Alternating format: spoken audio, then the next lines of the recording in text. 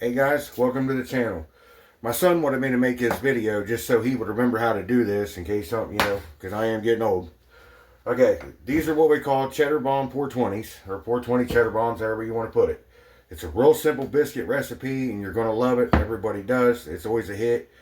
If you're going to make them in the morning for biscuits and gravy, just use regular salt. If you're going to make them in the evening, use garlic salt.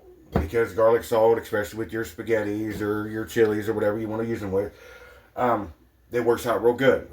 Now, the biggest thing I've learned about baking, and I do a lot of baking, and I mean I do a lot of baking. If you're going to use anything with yeast, okay, any kind of bread you're going to use with yeast, make sure your ingredients are up to room temperature. That's very important. But if you're going to use baking powder or baking soda or anything, any kind of leavening agent, you want everything ice cold. That's a lot of the biggest mistakes I made at the beginning is I didn't understand that. Okay, so what we did here is I already put in 2.5 teaspoons of baking powder, just a little drizzle of salt. The only thing salt does is help crispen up the bread. You don't have to use salt if you're the type of person that's trying to cut back on sodium. You don't have to, but the bread gets a little bit gamey, so just a little bit, not much, maybe a teaspoon, And then you want a little bit of sugar because that helps the baking powder.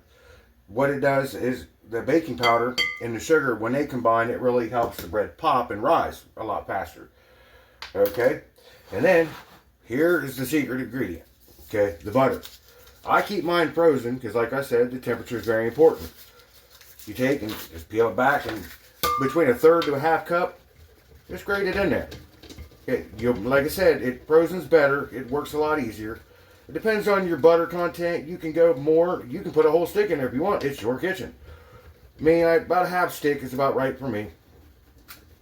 And as you can see here, see how it layers out real nice. Okay, and that when you start stirring it up, it'll break apart. I usually use about 3/4 of a cup of cheddar. I really like the cheddar. Mozzarella's pretty good too, especially when you're doing your spaghettis or you're having a pizza.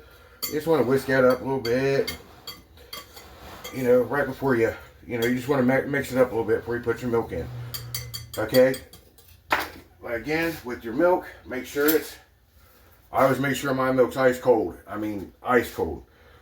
You're going to start with, about 3/4 of a cup, just so you can see where your mix is at. Okay?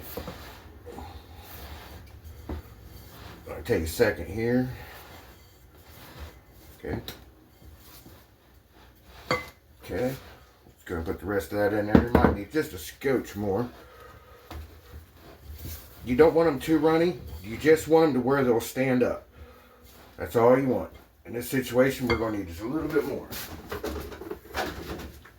So you're probably looking at, with 2 cups of flour, you're probably looking at maybe a 1.25 cups of milk.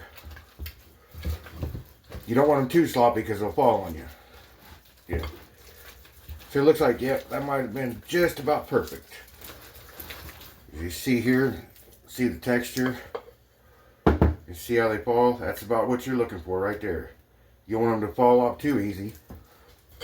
But just a little over a cup is what this mix was. Maybe a little, usually it's a lot less. So, but here's what you're looking for. That's the consistency.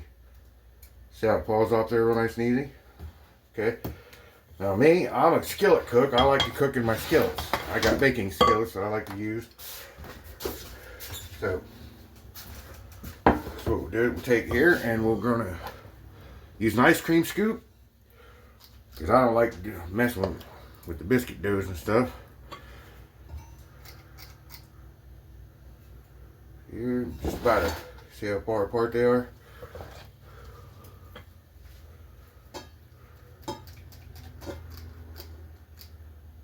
Your oven temperature is very important. Why he calls these 420 biscuit drops is because, like I said, I've done a lot of work in the kitchen, especially this year with a lot of my breads and stuff. And it seems to be that 420 for biscuits is, for your homemade biscuits anyway, that's right for me.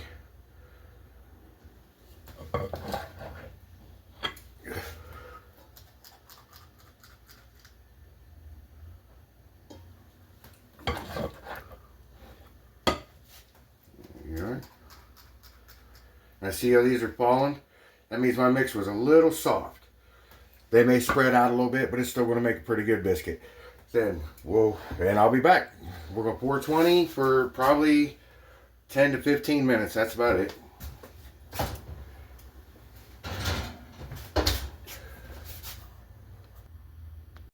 Alright guys, welcome back and to the channel here.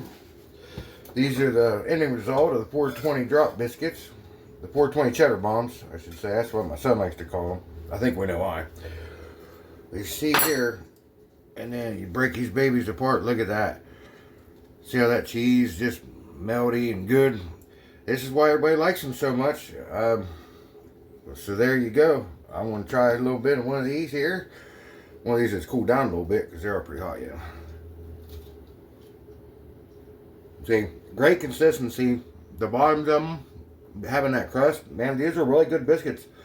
So, hope you guys try this. Hope you enjoy, man. Have a good day.